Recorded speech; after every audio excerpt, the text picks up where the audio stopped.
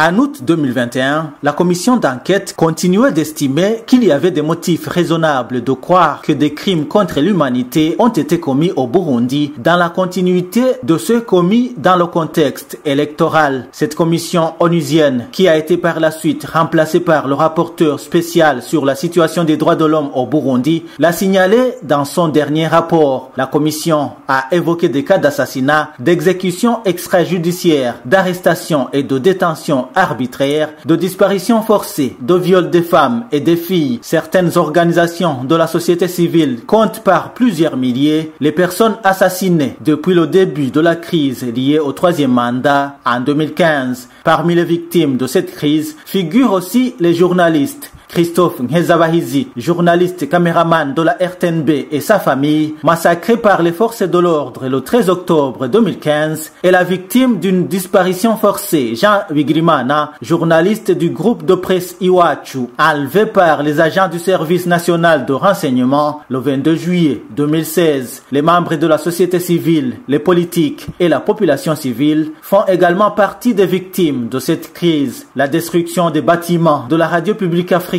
et la télévision Renaissance par les forces de l'ordre figure aussi parmi les conséquences de la crise liée au troisième mandat illégal de Pierre Nkurunziza. Jusqu'à présent, ces médias ne sont pas encore autorisés à émettre sur le territoire burundais. Suite à cette crise, le Burundi a coupé toute collaboration avec la plupart des mécanismes internationaux des droits de l'homme et a radié plusieurs organisations de la société civile. C'est une crise qui a également provoqué l'exil de centaines de milliers de Burundais, plus de 200 000 se trouvant toujours dans les camps des réfugiés des pays de l'Afrique centrale et de l'Est.